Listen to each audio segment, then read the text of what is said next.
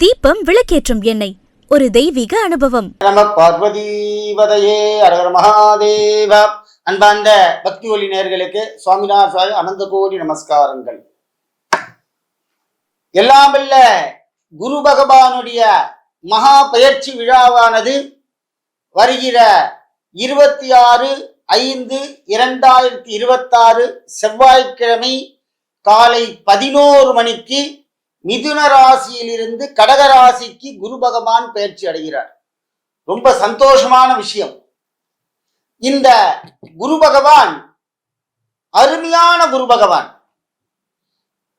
கடகத்திலே உச்சம் பெறக்கூடிய குரு பகவான். இந்த கடகத்தில உச்சம் பெறக்கூடிய இந்த குரு பகவான் நமக்கெல்லாம் பொன்னும் பொருளையும் மகிழ்ச்சியையும் நல்வாழ்க்கையும் அள்ளித்தரப் போகிறார். பயப்படாதீங்க. இந்த குரு பகவான் 12 ஆண்டுகளுக்கு ஒரு முறை கடகராசியிலே பிரவேசிக்கிறார். குரு பகவான் கடகத்துக்கு வந்தாலே உச்சம் பெற்றவர். இந்த கடகராசிக்காரங்கள்லாம் அமோகமான கடந்த 2 ஆண்டுகளாக சனி பயிற்சியில பார்த்தீங்கன்னா அஷ்டம சனியில கஷ்டப்பட்டு உழன்று நிம்மதி இல்லாமல் எல்லாவற்றையும் இழந்தோம். ஆனா நீங்க அப்ப பட்ட கஷ்டங்கள் அவமானங்கள் எல்லாம் இப்ப தொடக்கப்படும்.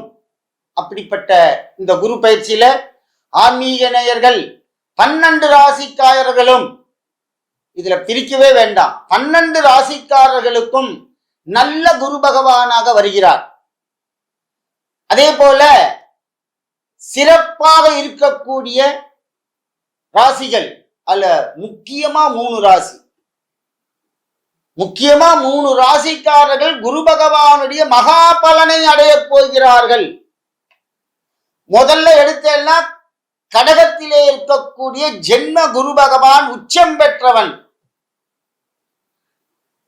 99% கடகராசிக்கு இந்த ஒரு வருஷத்துல நீங்க அமோகமா இருப்பீங்க. அடுத்ததாக விருச்சிக ராசி நேயர்கள் அர்த்தாஷ்டம சனியை அனுபவித்தார்கள். 4ல சனி எல்லாத்தையும் இழந்தான்.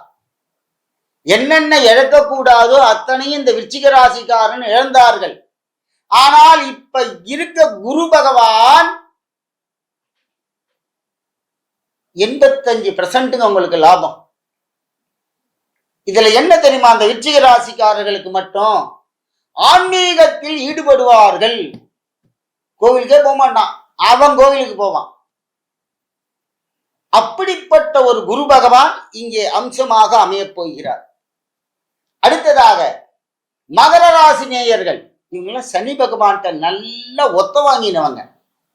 ஆனா இப்ப சனி பகவான் மீனத்துக்கு போயிட்டார். இந்த மகர ராசிக்காரனுக்கு என்ன தெரியுமா கொடுத்திருக்கார்? மங்களகரமான வாழ்க்கையை இப்பொழுது குரு பகவான் கொடுக்கிறார். அப்படிப்பட்ட இந்த 3 ராசி நேயர்கள் மிக சிறப்பு பலனை அடைவார்கள். 85லேருந்து 99%.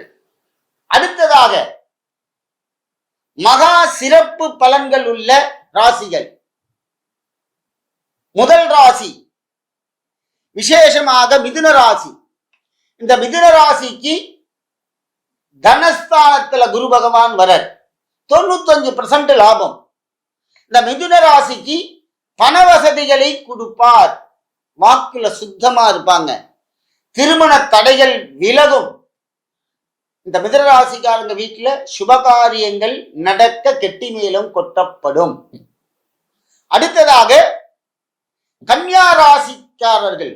இதுல நான் சொல்றது எல்லாம் சுபமான ராசிகள். குரு பகவான் அடிச்சு தள்ள போறார் இவங்களுக்கெல்லாம். கன்னியா ராசி நேயர்கள், இந்த கன்னியா ராசி நேயர்களுக்கு மிக விசேஷமான பெரிய பலன்க. 11ஆம் இடம் பாக்யாதிபதி ஸ்தானம், லாபகுரு என்று சொல்வார்கள். கன்னியா ராசி நேயர்களுக்கெல்லாம் லாபகுரு வரார். லாபகுரு என்னென்ன பண்ண போறார் அப்படின்னா, பிசினஸ் பண்றவங்க எல்லாருக்கும் லாபம் அதிகரிக்கும். அவங்க என்ன சங்கல்பம் பண்ணி என்ன மனசுல நிறைவேற்றணும் ஆசைப்பட்டாங்களோ இத்தனை வருஷமா அதை நிறைவேற்றுவார்கள். அடுத்ததாக இவங்களுக்கு கன்னியாராசினியர்களுக்கு நண்பர்களும் அதிகாரிகளும் அதிகப்படியான நட்புகளாக இருப்பார்கள். கடைசியா ஒண்ணுங்க, கன்னியாராசினியர்களுக்கு ஆன்மீகங்களில் பெரிய அளவில் ஈடுபடுவார்கள். ஆன்மீகத்துல சிறந்து விளங்குவார்கள். ஒரு அம்மன் கோயிலானு கட்டுவாங்க, ஒரு பிள்ளையார் கோயிலானு கட்டுவாங்க. அப்படி ஒரு பாக்கியத்தை இந்த கன்னியா ராசி நேயர்களுக்கு லாபகுருவாக கொடுக்கிறார். அடுத்ததாக விருச்சிக ராசி. இந்த விருச்சிக ராசி நேயர்களுக்கு 9ஆம் இடத்திலே பாக்கிய குருவாக இருக்கிறார். இந்த பாக்கிய குரு என்ன பண்றார் அப்படின்னா, பாக்கியன்னாலே அதிர்ஷ்டம் சார்.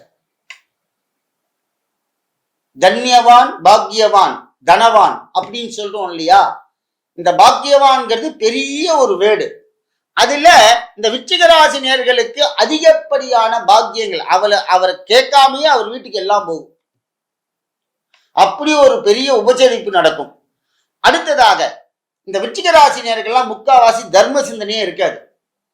தர்மம் பண்ணுவான், ஆதரிப்பான், கடைசியில அதை கெடுக்கிறதுக்கு ஏதான ஒரு கோலை போட்டு போயிடுவான். அவர் தான் ஆரம்பிச்சிருப்பார் அந்த தர்மத்தை. ஆனா அந்த தர்மத்துல கொஞ்சம் இடர்படியை பண்ணக்கூடிய அளவுக்கு இருந்தவங்க இந்த விருச்சிக ராசினியர்கள். ஆனால் இந்த குரு பகவானுடைய அனுகிரகத்துல அவங்க எல்லாம் பல விதமா தர்ம சிந்தனைக்கு போயிடுவாங்க.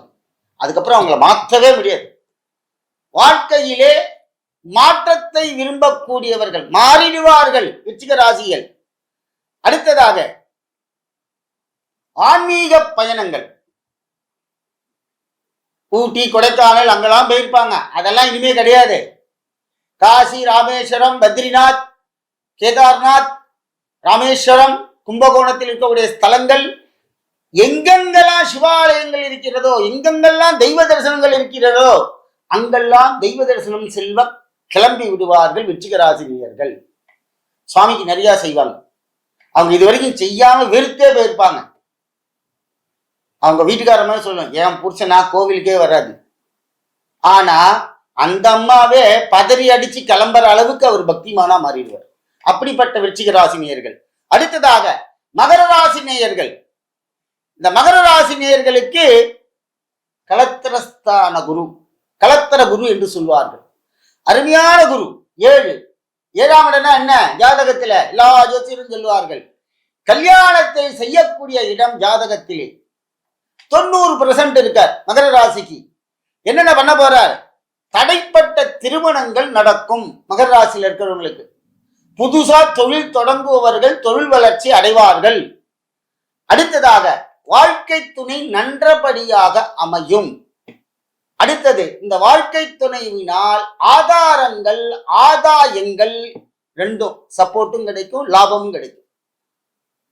அப்படிப்பட்ட மகர ராசி நேயர்கள் இந்த கடைசியா இந்த குரு பகவான் நற்பலனில் பார்க்கக்கூடிய ராசி மீனராசி. இந்த மீனராசிக்கு பூர்வ புண்ணிய ஜென்ம குருவாக, பூர்வ புண்ணியஸ்தானத்தின் குருவாக வருகிறார். 5ஆம் இடம். என்ன ஒரு அமோகமான இடம் சார். சனி பகவான் ஜென்ம சனி அங்க உட்கார்ந்து இருக்கார் குரு வீட்டுல. இந்த குரு பகவானுடைய பார்வையானது 5ஆம் பார்வையா அங்க போய் பார்க்கிறார். என்ன பண்ண போறார்? பூர்வ புண்ணியஸ்தானம். அங்க யார் இருக்கா? சனி பகவான் இருக்கார். முன்னோர்களுடைய சாபங்கள் நீங்கி முன்னோர்களுடைய அனுகிரகத்துடன் அருமையா இருப்பாங்க சார் மீனராசி நேயர்கள்லாம். மீனராசி நேயர்கள் எவ்வளவு பெர்சன்டேஜ் தெரியுமா சார்? 99% மேலதான் சார். அப்படி அருமையா இருப்பார். என்னென்ன அப்படின்னா, மீனராசி நேயர்களுக்கு புத்திரபாக்கியம் கிடைக்கும் சார். இங்க கல்யாணம் ஆயிட்டு குழந்தை பேரனை பார்ப்பீங்க, கொல்லு பேரனை பார்ப்பீங்க. குழந்தை பிரகாரங்களுக்கு மீனராசினியர்களுக்கு குழந்தை பாக்கியம் கண்டிப்பாக கிடைக்கும் இந்த குரு பயிற்சியிலே. அடுத்ததாக படிப்பு உயர்வு, நல்லா படிப்பாங்க இந்த மீனராசினியர்கள்லாம், உயர்ந்த இடத்துக்கு செல்வார்கள். அடுத்தது இதுல மிக சிறப்பா என்ன செய்ய போறார்கள் அப்படின்னா, பூர்வ புண்ணியஸ்தானம். முற்பிறவில் எப்பயன் செய்தேனோ என்று அடியார் சொல்றார். முன்பிறவில நீ செய்த அத்தனை புண்ணியங்களும் இங்கே மாறப்படுகிறது. என்ன பண்ண போறார்? சிவாலயம் கட்டுவான், கோவில் வழிபாடுகளை சிறப்பாக செய்வான், விளக்கு எரியாத கோவிலுக்கு விளக்கேற்றி வைப்பதற்கு ஏற்பாடுகளை செய்வான், அன்னதானத்திலே சிறந்தவன், சிவன் அடியார்கள், தொண்டர்கள், தேசாந்திரிகள், சந்நியாசிகள், சித்தர்கள் இவர்களை வழிபடக்கூடியவன் மீனராசிக்காரன். இந்த மீனராசிக்காரன் நீங்க பாத்தீங்கன்னா முக்காவாசி கண்ணுல பவர், ரெண்டாவது வார்த்தையினால் பேசி கவர் பண்ணிடுவான். அப்படிப்பட்ட ஒரு தாந்திரீகமான ஒரு ராசி மீனராசி. இந்த பிறவியை சுத்தி சுத்தி பார்க்கிற ஒரே ராசி மீனராசி மட்டும்தான். மீனை பார்த்தீங்கன்னா ஒரு வாய் இந்த பக்கம் இருக்கும், இன்னொரு வாய் இந்த வால் பக்கம் இருக்கும். பார்த்தீங்கன்னா இப்படி எப்படி ஆடி ஆடி ஒன்று இப்படி இருக்கும், ஒன்று இப்படி ஆடும். ரெண்டுமே ஆடி ஆடி பார்த்தீங்கன்னா வாழ்க்கையில் மேலும் கீழும் சுற்றி சுற்றி வளைந்து கொண்டே இருக்கக்கூடிய மீனராசி மீனர்கள். அடுத்ததாக இந்த குரு பயிற்சியிலே பரிகாரங்கள் செய்யக்கூடிய ராசிகள். முதலாக மேஷராசி. இந்த மேஷராசிக்கு விசேஷமான சுபகுரு வருகிறார். சார், இந்த குரு பகவான் மட்டும் எந்த ஒரு விஷயத்தையும் தப்பாக செய்ய மாட்டார். சனி பகவான் மாதிரி கிடையாது. அவர் ஸ்தானம் தப்பா இருந்தா கூட பார்வை கரெக்டா இருக்கும், பார்வை தப்பா இருந்தால் கூட ஸ்தானம் நல்லா இருக்கும். ஏதோ ஒரு விதத்துல நமக்கு உதவி பண்ணிடுவார். அடுத்ததாக மேஷராசியிலே சுபகுருவரர் 70% லாபம். என்னென்ன பண்ணுவான் அந்த மேஷராசிக்காரருக்கு அப்படின்னா, சுகமான வீடு கட்டுவான், சொந்த வீடு வாங்குவான், வாகனங்கள் சேர்ப்பான், குடும்ப அமைதிக்காக போராடுவான், அவருடைய மன அமைதியை கடைபிடிப்பதற்கு போராடுவான். இந்த மேஷராசி நேயர்களுக்கெல்லாம் தாய்மாமனுடைய உறவுகள் பயங்கர சப்போர்ட்டா இருக்கும் இந்த ஆண்டு. அந்த உறவுகள்லாம் நிறைய பலப்படும். மேஷராசி நேயர்கள் சனி பகவான் 7 ஆரம்பிச்சிருக்கார் உங்களுக்கு. இருந்தாலும் இந்த குரு பகவான் உங்களுக்கு பெரிய துணையா இருப்பார். அப்படிப்பட்ட துணையான ஆட்சியுடன் மேஷராசி நேயர்கள் இருப்பீர்கள். இருந்தாலும் அவர் சுபகுருவா இருந்தால் கூட அவர் 4ஆம் இடத்திலே இருக்கிறார். அதனால பரிகாரங்கள் செய்து கொண்டு குரு பகவானை அருளுக்கு பாத்திரமாகுங்கள். அடுத்ததாக ரிஷபராசி நேயர்கள். இந்த ரிஷபராசி நேயர்களுக்கு 3ஆம் இடத்திலே இருக்கிறார் குரு. அவர் என்ன குரு தெரியுமா? தைரிய குரு. நிறைய தைரியத்தை கொடுப்பார். துணிச்சலானதை வெற்றி பெறுவார்கள். யாரும் காண முடியாத ஒரு அதிசயத்தை செய்து வெற்றி பெறுவார்கள். புது முயற்சிகளில் ஈடுபடுவார்கள். ரிஷபராசி நேயர்லாம் அடிப்பான் சார், மனோ தைரியத்தோடு அடிப்பான். நம்பிக்கை, சகோதரர் மேல் நம்பிக்கை வைத்து அதிகமான பாசங்களை வைப்பார்கள் ரிஷபராசினியர்கள் இந்த குரு பயிற்சியில. அவங்களும் 4ஆம் ரிஷபராசிக்கு 3ஆம் இடத்தில் இருப்பதனால் பரிகாரம் செய்து கொள்ளுங்கள். அடுத்ததாக கடகராசினியர். இந்த கடகத்தை நான் ஏற்கனவே சொல்லிட்டேன், ஜென்ம குரு, லாப குருவா இருக்கார். ஜென்ம குரு. இதுல என்னன்னா, சாதாரணமா அவர் வேற கிரகத்துல போய் உட்கார்ந்து இருந்தார் அப்படின்னா வேற மாதிரி இருந்திருப்பார் குரு. ஆனா உச்சம் பெற்ற வீடு சார் அது. சந்தோஷமான இடம், சந்திரனுடைய இடம் கடகராசி. சந்திரன் அவனும் அப்படியே தோல் மேல தோல் போட்டு உட்கார்ந்து கூடிய இடம். அப்படிப்பட்ட இடம் ஜென்மகுரு. இந்த கடகராசினியர்களுக்கு என்ன கொடுக்கிறாருன்னா லாபம் எல்லாம் கொடுக்கிறார். உடல் ஆரோக்கியத்தில் கவனம் தேவை. உடல் ஆரோக்கியத்தையும் கொடுப்பார், கவனமாகவும் இருக்கணும். எந்த ஒரு பயத்தெல்லாம் உண்டு பண்ண மாட்டார். அடுத்ததாக கண்ணியம் நிறைய இருக்கும், வார்த்தையில சுத்தமா இருப்பார். புகழ் கொட்டி வந்து சேரும். புதிய முயற்சிகள் எதா இருந்தாலும் ஆரம்பிக்கலாம் சார் கடகராசி நேயர்கள், பயப்பட வேண்டாம். அடுத்ததாக ஆன்மீக சிந்தனைகள் அதிகமாக அதிகரிக்கும். இந்த குரு பகவான் உள்ள வந்துட்டனாலே நிறைய தர்ம காரியங்கள், ஆலய சிந்தனைகள்லாம் நிறைய வந்து சேரும். அடுத்ததாக சிம்மராசி நேயர்கள். இந்த சிம்மராசி நேயர்களுக்கு 12ஆம் இடத்திலே குரு வருகிறார். விரய குரு என்று சொல்வார்கள். 12ஆம் இடம்னாலே விரயஸ்தானம். இந்த விரய குரு என்றால் என்ன? விரய சனின்னா நமக்கு எப்பத்தாலும் துக்கமான செலவுகளை கொடுத்துட்டு இருப்பான். இங்க குரு பகவான் மங்களகாரகன், விரய குரு. இவர் என்ன பண்றார் அப்படின்னா சுப செலவுகளை அதிகரிப்பார். கடன் வாங்கியான்னு வீட்டுல கல்யாணம் பண்ணிடுவீங்க, கடன் வாங்கியான்னு வீடு பண்ணிடுவீங்க, கடன் வாங்கியான்னு பசங்களை படிக்க வச்சிருவீங்க. இந்த சிம்மராசி நேயர்கள் கடன் வாங்கியான்னு கோவிலை கட்டிடுவார்கள். விடாமுயற்சியினால் வெற்றி பெறுவார்கள். ரொம்ப முயற்சி பண்ணணும் சிம்மராசி நேயர்கள். ஆன்மீக சிந்தனைகளும் பயணங்களும் அடிக்கடி தொடரும். அடுத்ததாக துலாம் ராசி நேயர்கள். இந்த துலா ராசி நேயர்களுக்கு பதவி 10ஆம் இடத்திலே இருக்கிறார். தொழில் ஸ்தானம், பதவி, குரு. அடுத்ததாக அதிகமான பொறுப்புகளை இந்த துளாராசி கையிலே கொடுக்கிறார்கள். அவர்களும் பரிகாரம் செய்து கொள்ள வேண்டும். அடுத்ததாக தனுராசி நேயர்கள். இந்த தனுராசி நேயர்களுக்கு 8ல குரு, அஷ்டம குரு என்று சொல்வார்கள். அஷ்டமன்னாலே கஷ்டம்தான். அப்படிப்பட்ட குரு இங்க என்ன பண்றார் அப்படின்னா ஆயுள் ஆரோக்கியத்தை பாதுகாக்க வேண்டும். அடுத்ததாக ரகசியமாக முன்னேறுவார்கள். இந்த குரு யாரையும் பாதிக்க மாட்டார். பயப்படாம இருக்கலாம் அந்த குரு பயிற்சியில. அது உச்சம் பெற்ற குரு 12 ஆண்டுகளுக்கு ஒரு முறை பார்க்கக்கூடிய தரிசனம். பெரிய பாக்கியம் சார். வேணுமா போங்கள், பரிகாரம் செய்து கொள்ளுங்கள். 12 ராசிக்காலும் குரு பகவானை சந்தோஷப்படுத்துங்க சார். ஏன் சார் இப்படி பிரிச்சுப்பான? நம்ம 12 ராசிக்காரனும் போய் கோயில்ல சங்கல்பம் பண்ணீங்க பரிகாரத்துக்கு. சுவாமிக்கு நிறைய அபிஷேகத்தை கொடுங்கோ, சுவாமி ஹோமத்துல கலந்துங்கோ, குரு பகவானுக்கு அன்னதானம் செய்யுங்கள். தங்கமும் பொருளும் அள்ளி அள்ளி கொட்ட போறான். இந்த இந்திய நாடே, இந்த உலகமே மாறும். என்ன கேட்கிறீங்களா? பஞ்சாங்க பிரகாரம் இந்த தமிழ்நாடு பிரபாவ நாம சம்பத்சரத்திலே குரு பகவான் தான் ராஜா. இதே குரு பகவான் கடக குருவாக இருக்கிறார். நல்லதை செய்வார், நல்லோர்கள் நன்றாக இருப்பார்கள். பயப்படாம இருங்கோ. இந்த குரு பகவான் பெரிய அருளை கொடுப்பார். அடுத்ததாக கும்பராசி நேயர்கள். இந்த கும்பராசி நேயர்கள் எப்படி அப்படின்னா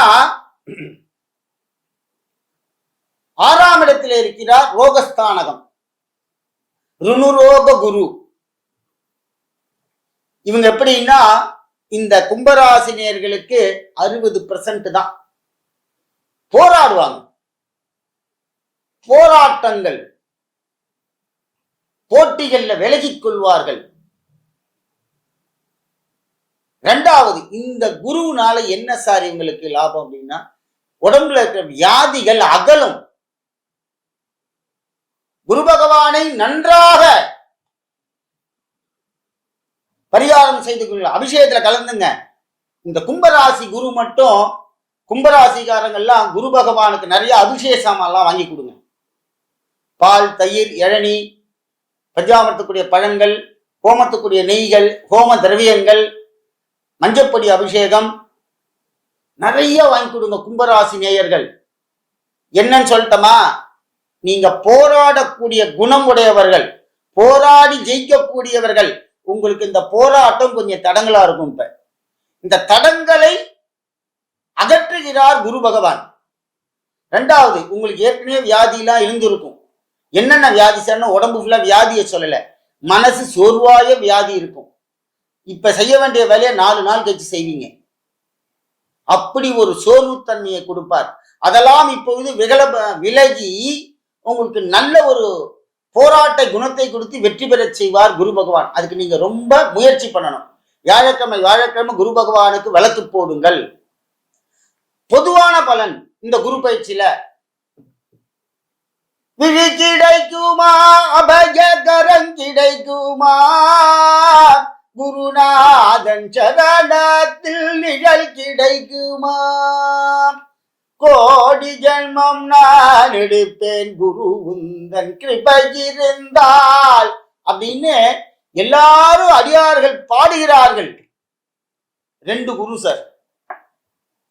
முதல்ல தட்சிணாமூர்த்தி ஒரு குரு, நவக்கிரகத்தில் இருக்கக்கூடிய ஒரு குரு. பிரகஸ்பதி அவர். அதுக்கு மேல ஒரு குரு என்ன அப்படின்னா நம்ம ஆச்சாரியர்கள்.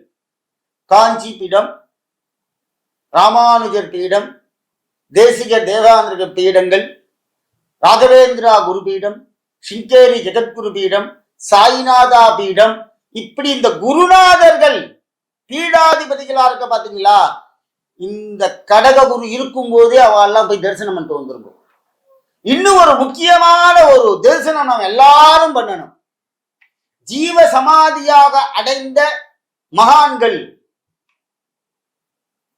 ஜீவ சமாதி தபஸ் பண்ணிட்டே இருக்கும்போது உயிர் இருக்கும் போதே சமாதி ஆயிடுவார்கள்.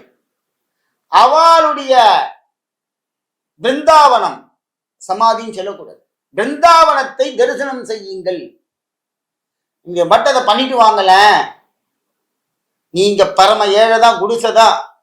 ஆனால் அதே குடிசையை நீங்களே இடித்து மாளிகையாக கட்டுவீர்கள். அவ்வளவு பெரிய குரு அனுகிரகம் சார், யார் அனுகிரகமும் வேண்டாம். அப்படிப்பட்ட இந்த குரு பகவான் எல்லா ராசிகளுக்கும் அருமையாக அமர்ந்து மங்களகரமான காரியங்களை செய்து கொடுக்க போகிறார். எந்த 12 ராசிக்காரரும் பயப்படாதீங்க. குரு பகவான் மாதிரி மற்ற ராசிகள்லாம் குரு பகவான் எப்படி உட்கார்ந்தாரோ தெரியாது. இந்த கடக ராசியில குரு உட்கார்ந்துருக்காரு பார்த்தீங்களா, அருமையான குரு பகவான். அப்படி ஒரு குரு பகவான். இந்த குரு பகவானை கையில் பிடித்துக் கொள்ளுங்கள். அவர் காலில் நமஸ்காரம் பண்ணுங்கோ. இந்த குரு பயிற்சியில ஒரு நாள் லீவ் போட்டு குரு ஹோமத்துல கலந்துக்குங்கோ. வாக்கிய பஞ்சாங்க பிரகாரம் 26/5/2026 அன்று செவ்வாய்க்கிழமை காலை 11 மணி அளவில் எம்பெருமான் குரு பகவான் மிதுன ராசியிலிருந்து கடகராசிக்கு பிரவேசமாகிறார். திருக்கணித பிரகாரம் ஜூலை 1ஆம் தேதி இரவு 1:55க்கு எம்பெருமான் மிதுனராசியிலிருந்து கடகராசிக்கு பிரவேசிக்கிறார். ரெண்டுமே கொடுத்திருக்கு. ஆனால் பிரதான ஸ்தலமாக ஆலங்குடியிலே வருகிற 26/5/2026 அன்று குரு பயிற்சி விழாவானது நடைபெறுகிறது. ஸ்தலத்துல என்னைக்கு நடக்குதோ அன்னைக்குதான். ஆலங்குடியில, கும்பகோணத்துல ஆலங்குடி கிராமத்துல வலங்கமான் தாண்டி அந்த இடத்துல குரு பகவான் ஆபத்சகாயர் கோவில்ல வீட்டிற்கும் எம்பெருமான் அன்னைக்குதான் பயிற்சி ஆகிற 26ஆம் தேதி. ஆன்மீக அன்பர்கள் எல்லோரும் இந்த விழாவில் கலந்து கொண்டு எம்பெருமான் அருளுக்கு பாத்திரமாக கேட்டுக்கொள்கிறோம். இரண்டாவதாக எம்பெருமானுடைய இந்த மகா வைபவங்கள் நமது வண்டலூர் கிராமத்திலே ஸ்ரீ மங்களாம்பிகா சமேத விரட்டீஸ்வர சுவாமி ஆலயம், சிவா விஷ்ணு ஆலயம், அந்த ஆலயத்தில் மிக சிறப்பாக நடைபெற உள்ளது. அதுல அடியேனும் கலந்துக்கிறேன். ஆன்மீக அன்பர்கள் அங்க சொற்பொழிவுகள்லாம் நடக்கும்.